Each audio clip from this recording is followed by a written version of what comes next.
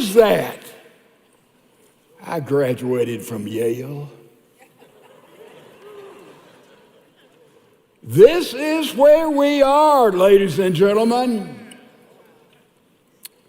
Recently, I love one reporter went out and asked the question of people, and he went up to a very lovely, cultured lady and said, "What kind of man are you attracted to, a conservative or a liberal?"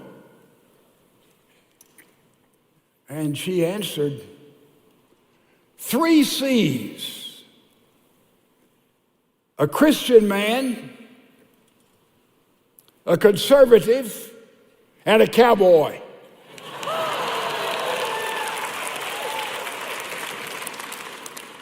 We've got a lot of Christian men here. We've got a lot of conservative men here. And we got a lot of us dressed up like cowboys. And I just asked the question, how can you tell the difference between a drugstore cowboy, that would be me, and a real cowboy? So I thought I'd ask that. How many men here, if we brought a real live horse in here and had a big old saddle, how many men here could confidently put that saddle on that horse?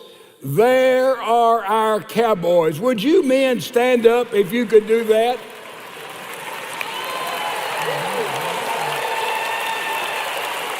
Remain standing.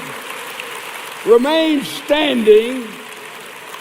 I'm going to bring a horse in and test 2 or 3. You better sit down, Lee. Thank you, gentlemen.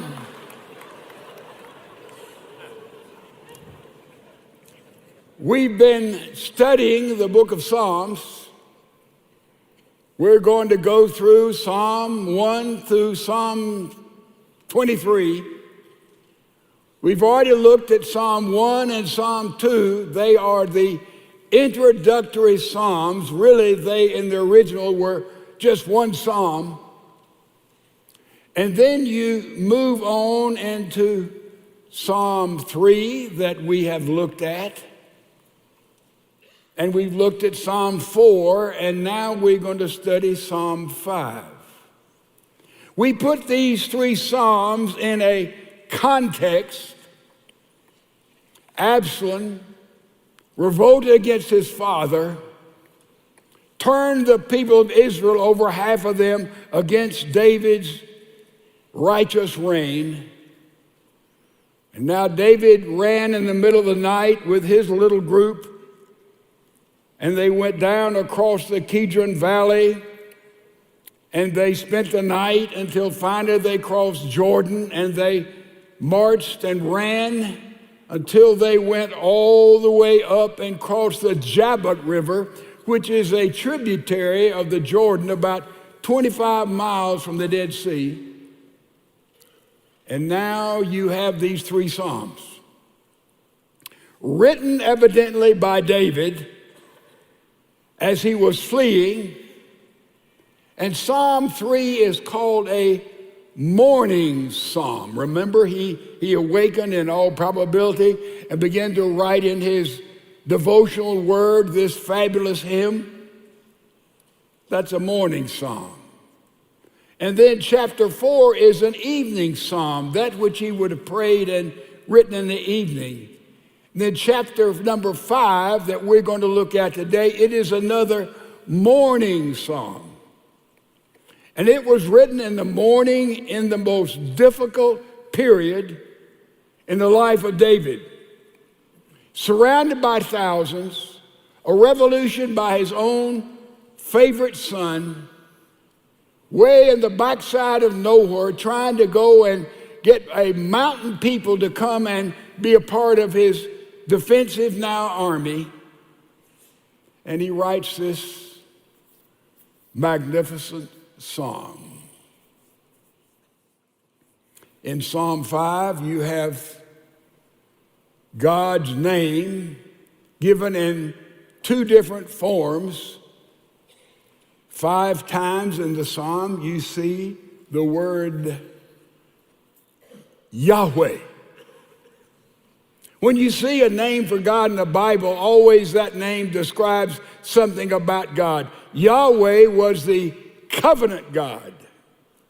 Yahweh, when he used that word right up front for God in Hebrew, it would mean that David understood he was in the covenant, and that name comes all the way back to Moses.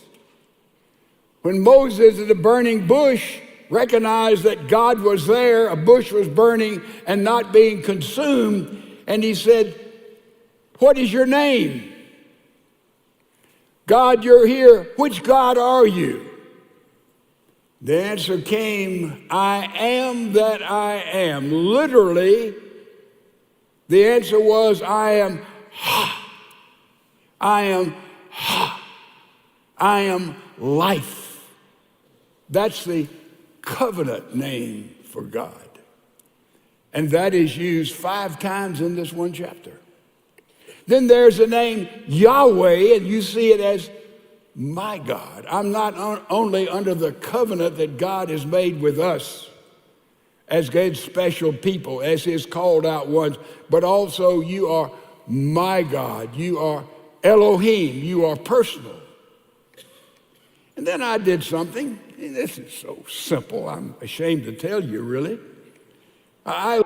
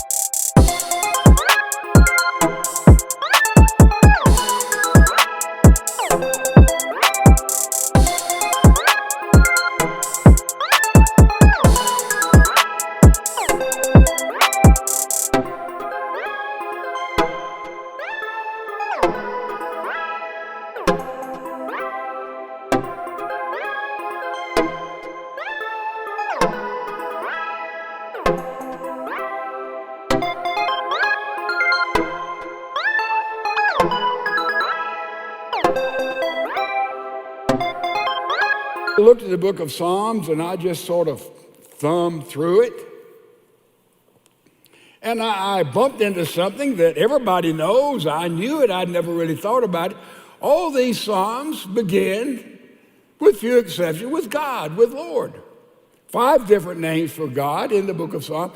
God, God, God, Lord, Lord, Lord, King, King, King. And I said, somebody just pick up Psalm, the hymn book, Psalm full of prophecy, full of praise. Psalms put to music. In fact, Psalm number 5, if you read the little introduction to it, says it was put to an orchestra of flutes when it was sung in worship.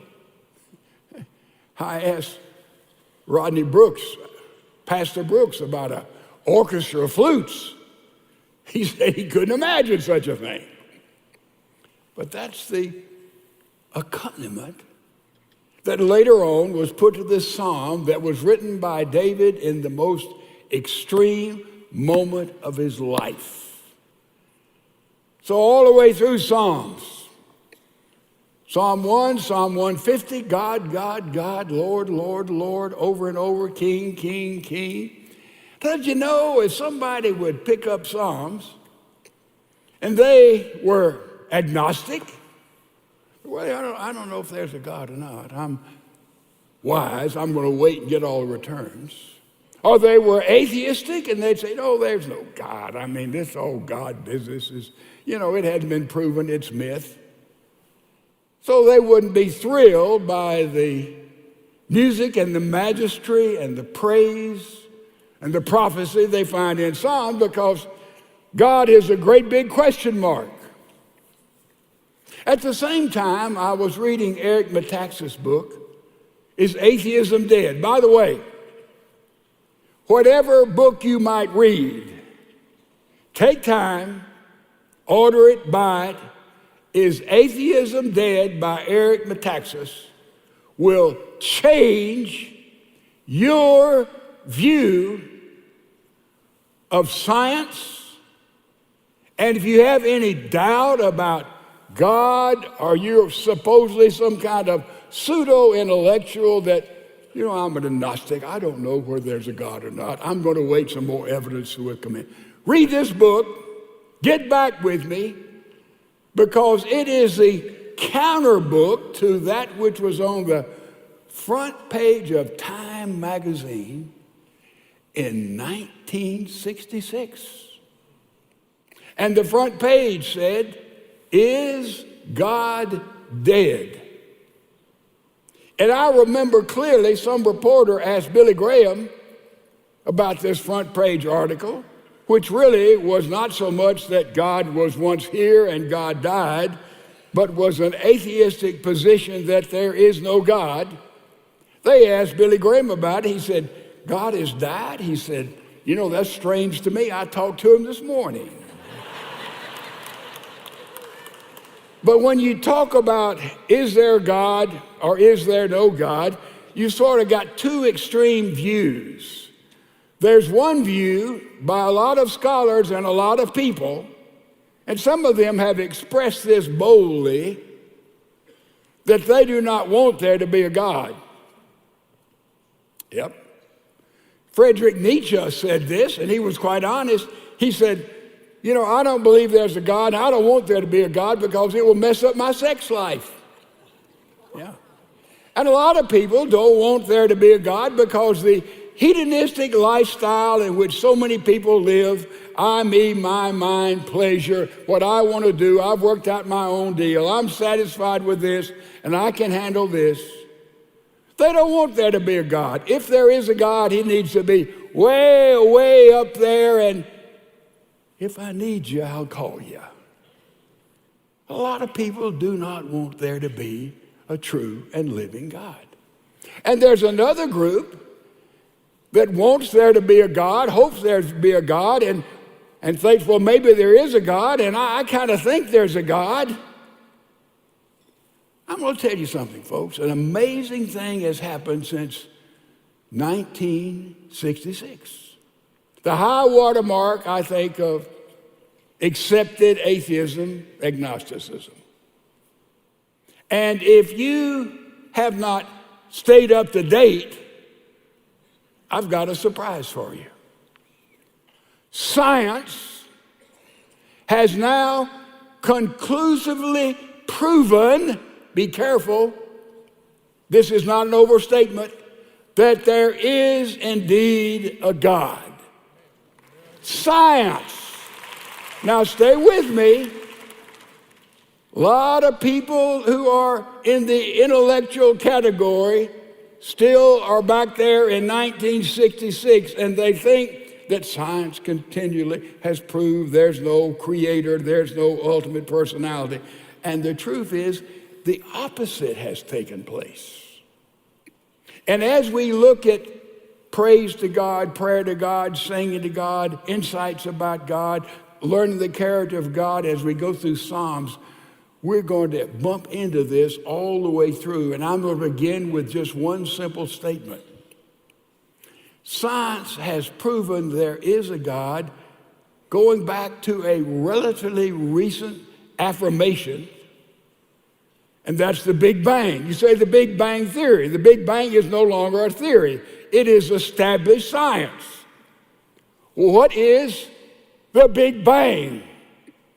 It simply says that there was a moment in which out of nothing came the creation. The theologians call it creation ex nihilo. You see, up before the Big Bang was affirmed by the scientists, up till that time, the argument was, well, as you move through and there's infinite time, anything can happen through evolution, right? That's the argument. That's the evolutionists. Because given enough time, you can take some scum out of a primeval swamp, and that scum will develop into a cell and then into life, and life of all forms by chance, random observation events, because time is infinite, right?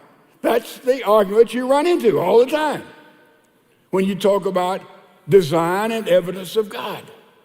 But once the Big Bang was established by, I guess, Einstein was beginning of it, and others even prior to him, and then the Hubble telescope, and then we move today to a telescope infinitely more powerful than Hubble. And all of a sudden science, and I won't get into this too deeply because I can't go very deeply. I can't go very deep myself, but science starts and moves toward the Big Bang, and you have an effect. You always have a cause, right? Anybody want to debate that? Bang, an effect. Slap my hands together. What's the cause? Took my muscles, slapped it together. The effect is that noise and the reddening of my hands, right? There's a cause and effect behind everything.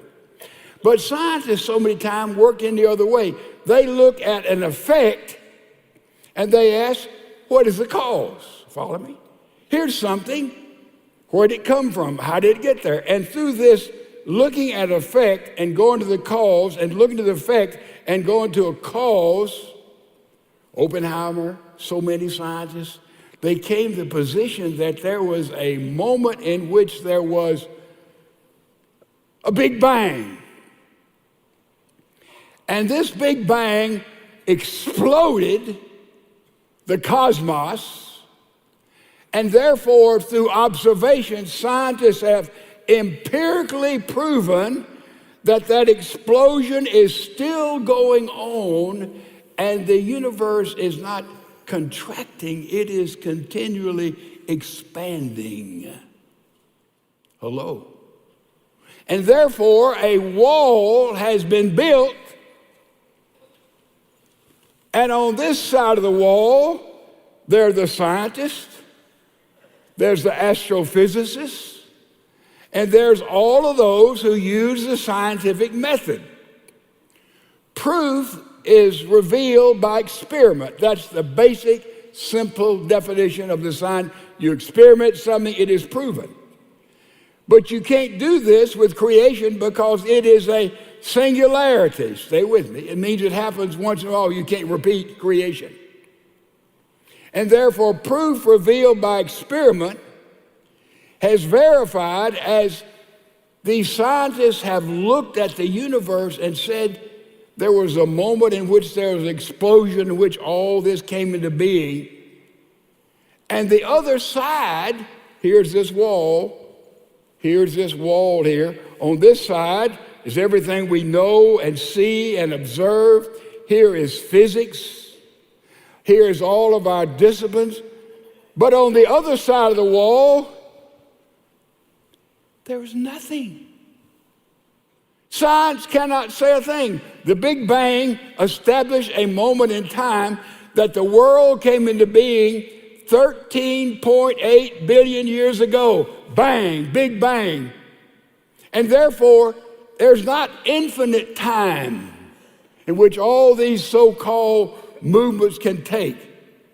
So there comes a wall, and the other side of the Big Bang, science has nothing to say.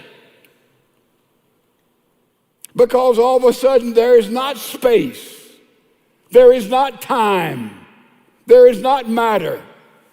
That's all on this side of the wall. You got it? I mean, it's trying to say it as simply as I can. But on the other side of the wall, you know what scientists say? They have no place there. They have nothing to say. And some of them have reluctantly been honest to say the only thing on the other side of the wall is the first chapter of Genesis. In the beginning, God created. That's giant, folks. Science now has proven for us there is that God, that force, that creator that is independent where they have no voice. And all the physicists and all the sociologists and all of those have no space, because on the other side of this, there is nothing except God. Science, through their own discipline, has proven there is a God, and most honest scientists who really value logic, intelligence, they can't escape this. There's no dodging room. So therefore, if you're caught back in 1966, as many of our pseudo-scholars in universities and schools are, they're not up to speed, because their own discipline has proven the reality of Almighty God. Now, we're going to be dealing with this, and it goes on the basis of the Big Bang. Also evidence there, how did life come into being? Also the fine-tuned universe, the anthropic principle we'll run into.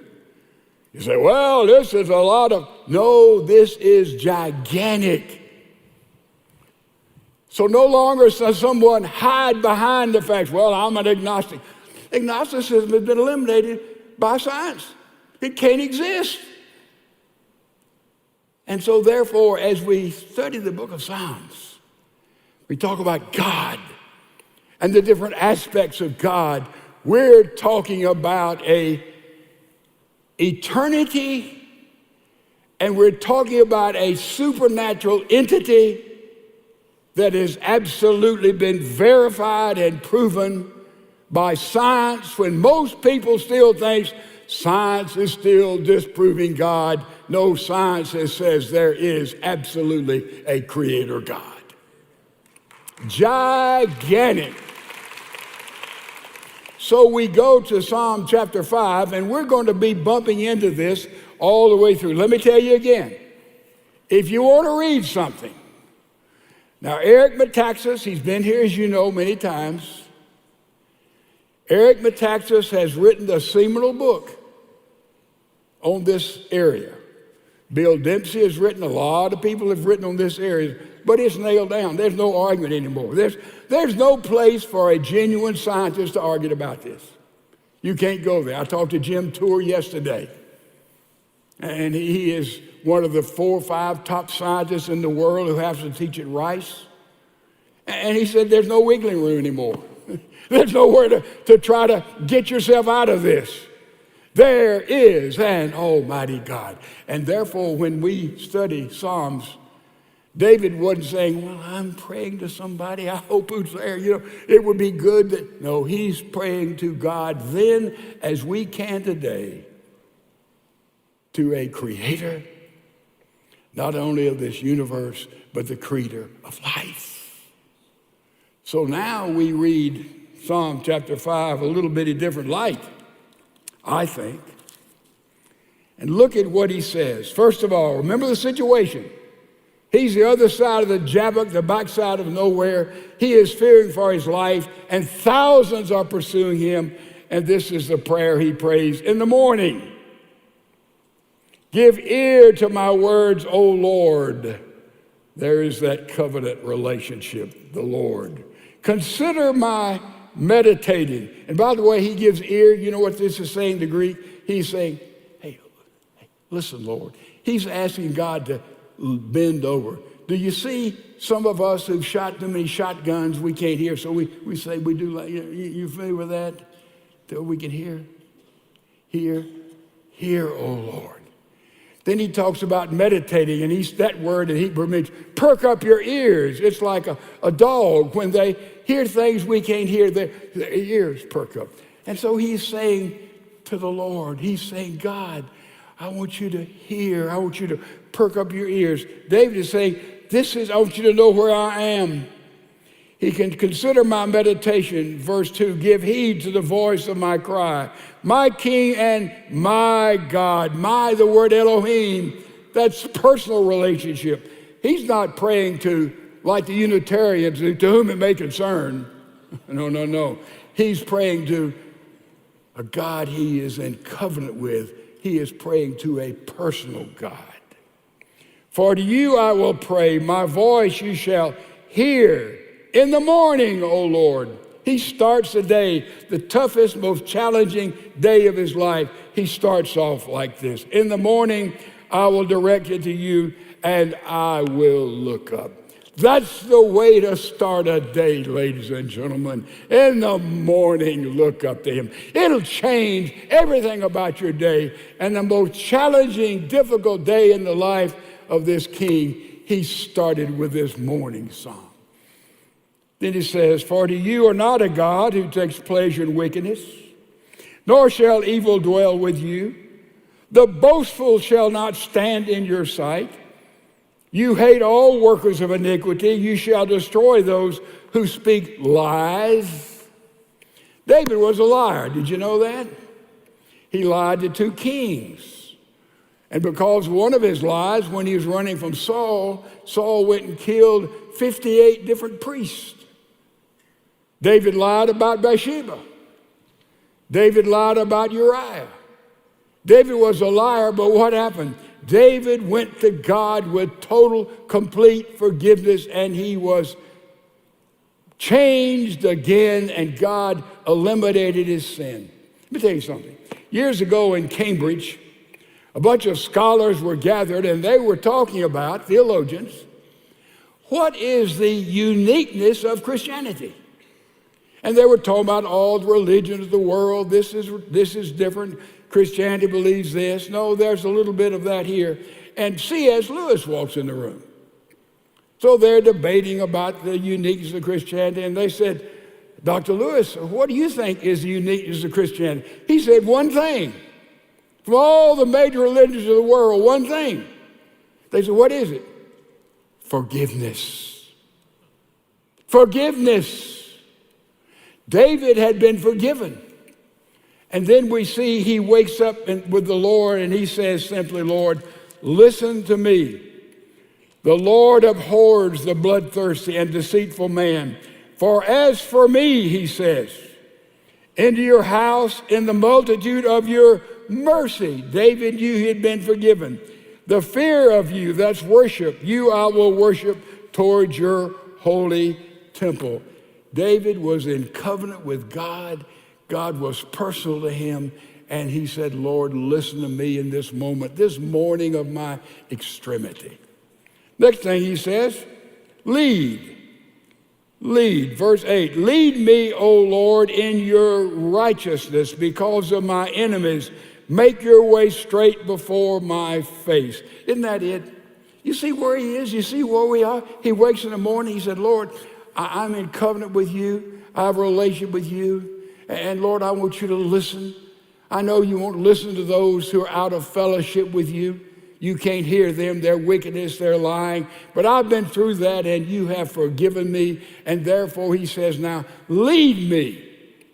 Boy, lead me, direct me. Man, he had enemies all around. He had his troops being marshaled. He needed God to lead him. He said, I want you to lead me so with my face, I'll make the right decision in life. Isn't that what all of us want? Every day, Lord, lead us. Lord, help us make wise, godly decisions. Help us to be accurate, to know where we're going, what we're saying, what we're doing. He's saying, lead me. And then look what he says. He said, legislate those who are out of relationship with you, for there is no faithfulness in their mouth. Their inward part is destruction. Their throat is an open tomb. They flatter with their tongue. Pronounce them guilty, O God. Let them fall on their own counsels. Cast them out in the multitude of their transgressions, for they have rebelled against you. This week, the last couple of weeks, we've been reading about that horrific disaster in Ohio, Palestine, Ohio. And I am absolutely astounded as to how our federal government has responded to those people. I can't believe it. Here are basically blue-collar people, about 3,000 or 4,000 in the metropolitan area. Here is a train that comes through that was not marked as a train carrying hazardous materials. Oh no. You see, a train carrying hazardous materials would have to have special protection, special safeguard. Oh, this train escaped that. I wonder how. I wonder why. You know, it is a matter of money. Hello, Dolly, wake up. And now you have this horrific crash. And these chemicals escape in the whole area. They penetrate everything. And now, think about a young couple, minimum wage, just had a baby, went way out on a limb, building a little house, trying to get ahead, working hard, 2 jobs. And now what's that property worth? What will it ever be worth? How will they ever know the water, the air is clean? What should the government do? Very simply, go in immediately. Give all those people housing and safe places away. Bring doctors to see what has happened with what has already happened and take place and make them whole again. We do it for aliens who go across our border and not even citizens. Can't we do it for the common people when emergencies come and they can't do it themselves? Immorality. Oh, the preacher is talking politics. No, I'm talking basic human morality in our culture.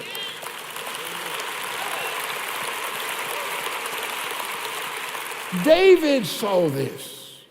When those who are in leadership do not reach out and help. So this is an easy thing to do.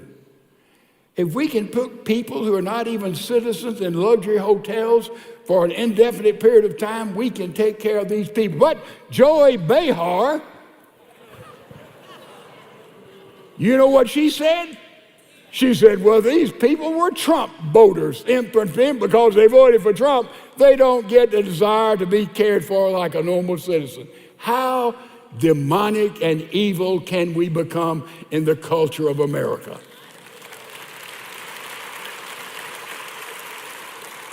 David saw this in the rebellion. And if you don't think we're in a rebellion right now, I want to speak with you for a moment. If you don't think we're in a war right now for the basic Judeo principles upon which our nation stands, I want to speak with you after the service. It is obvious to us. And it's time for us to speak and live out the truth in love, and hopefully we'll have enough compassion left to touch those, even those who've been totally wiped out, disenfranchised. Wonder what the property values went down in that area. Anybody want to buy any land around Palestine? But thank goodness, with their great wisdom, they have taken how many thousands of gallons of water and waste, and they have buried it right outside the city of Houston, Texas. Man, that's brilliant, isn't it? You say, well, the scientists have proven it's way down below the aquifer. How much evidence can you show me that that works, ladies and gentlemen? Bring that forward, would you? Can't do it. Can't do it. You see how deadly it is when we move away from basic principles of God, Judeo principles of caring for the least, the last, the lost, independent of any other standards, anything that divides us. Economic color, that's all nonsense when we're in the family of God, and that's who we are to be in the church and prayerfully in the United States of America.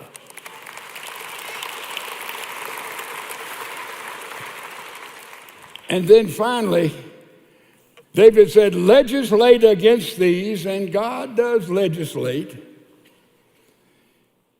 Verse 13, but let all who rejoice, who put their trust, remember that word, in you, Let them ever shout for joy because you depend on them, for those who love your name.